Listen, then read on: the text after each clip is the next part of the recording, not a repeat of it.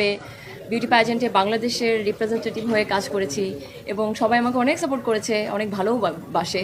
ওটার পরে আমি আসলে অ্যাক্টিংটা কন্টিনিউ করতে চেয়েছিলাম এবং অ্যাক্টিংয়ের জায়গাতে যখন আমি আমার ফার্স্ট কাজ আমাদের মেগাস্টার সাকিব খানের সাথে অফার পেয়েছি এবং of course thanks to Rusho Swarna and everyone টিমে যারা আছে।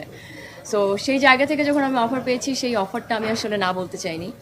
অ্যান্ড এটা আমার ফার্স্ট বাংলা মুভির ডেবিউ এবং আমাদের মেগাস্টারের সাথে এবং আমার খুব ওভারঅল খুব ভালো এক্সপিরিয়েন্স ছিল আমার টিমের সাথে, সাকিব ভাইয়ের সাথে। উনি তো সেটের মধ্যে যেমন ক্যামেরাতে ওনাকে কিন্তু মানুষ একটা লাইক ব্যাড বয় হিসাবে চেনে, অনেকে বলে ব্যাড বয়, অনেকে বলে গুড বয়, যে মনে করে যে মেবি উনি অনেক জিনিস নিয়ে মেবি সাপোর্ট করবে না বা এটা না। এবং আমি যেটা মনে করেছিলাম যে উনি এত বড় একজন স্টার, উনি কি আমাকে সাপোর্ট করবে ওনার সঙ্গে যখন আমি সেটে দাঁড়াবো। তো যখন ওনার সাথে কাজ করতে গিয়েছি তখন আমি দেখেছি যে উনি অ্যাজ এ পার্সন একটা মানুষ আসলে কতটা ভালো হতে পারে। এবং উনি কিন্তু রিহার্সাল করেছে, উনি আমাকে বলেছে এটা এভাবে না এভাবে করো, যেটা রুশো বলছিল যে সব কিছু ডিসকাস করে নিয়েছে। তো ওই জায়গা থেকে আমি আসলে ওনার সাথে কাজের এক্সপিরিয়েন্সের জায়গা থেকে বলবো যে I had a great experience with him. আচ্ছা, আপনি আপনার অভিজ্ঞতার কথা বলছিলেন, আপনার পাশে সাবিলা নূর বসা আছে। সাবিলা নূর আমাদের ইন্ডাস্ট্রির পরীক্ষিত একজন নায়িকা এখন। তো আপনারা যেহেতু একসঙ্গে সিনেমায় কাজ করেছেন, আসলে তার কাছ থেকে কোন বিষয়গুলো আপনার ভালো লেগেছে এবং আপনি শিখতে পেরেছেন?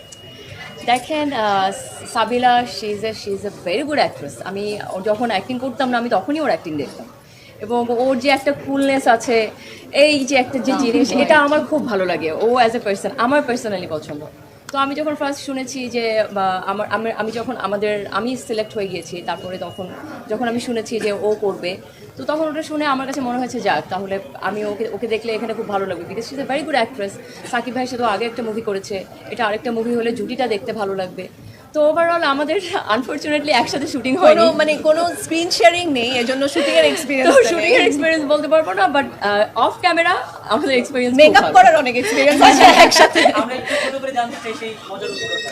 আমাদের একসাথে আমরা একই জায়গা থেকে অনেক সময় মেকআপ করি, সো আমাদের দেখা যায় সেখানে গিয়ে অনেক রকম অনেক গসিপ করা হয়, কথা বলা হয়, সো সেই এক্সপেরিয়েন্সটা আছে। আমি একটু রুশো ভাইয়ের কাছে যাব। তবে আমি কিছুক্ষণ আগে জানতে পারলাম যে আসলে আপনি এই বিষয়ে অবগত নাই, তারপর আমি